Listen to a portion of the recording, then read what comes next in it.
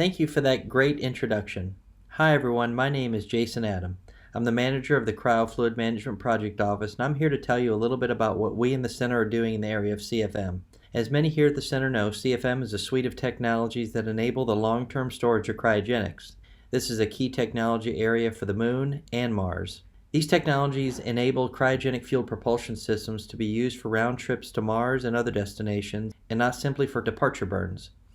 In February of 2021, the Space Technology Mission Directorate requested Marshall stand up a project office that consolidated nearly all CFM technology development within the agency to help both execute the work efficiently and guide those development efforts into a large CFM demonstration mission later this decade. Of our 23 activities, I only have time to mention a few.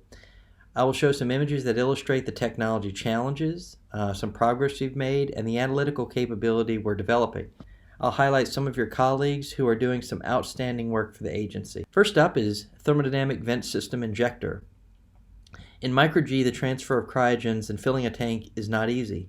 The liquid is distributed throughout the tank. What you see here is what's called a thermodynamic vent system injector. It's an additively manufactured head to help fill a tank by using a Joule-Thomson device to cool the liquid before it flows out of this shower head. This TVS injector spray helps us to intentionally collapse the ullage and make room for more liquid and enable a faster transfer in a micro-G environment.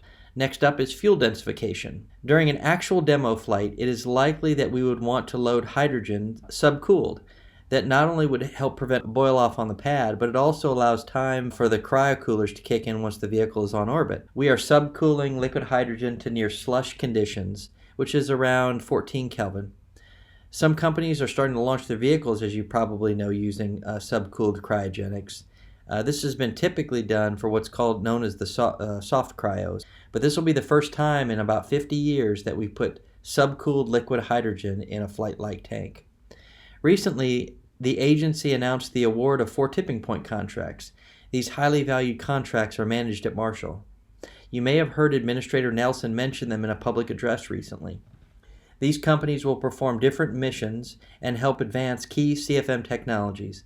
Marshall is assisting with its expertise and in some cases building some specialized hardware. These missions, once they have flown, will significantly advance the state-of-the-art in CFM. But we know that even when they are successful, key technological gaps remain in the areas of high-capacity cryocoolers and low-leakage valves for long-duration missions. For example, we're beginning to plan for a demo that would be a predecessor to an NTP mission, and that CFM demo would fly in the late 2020s. More to come on that as our planning matures and continues throughout the year.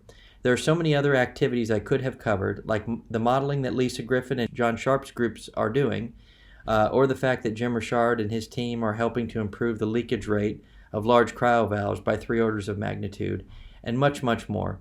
If you would like to learn more about CFM and its relevance to Marshall's future, you can contact myself or my Chief Engineer, Philip Franklin, and we'd be happy to speak with you.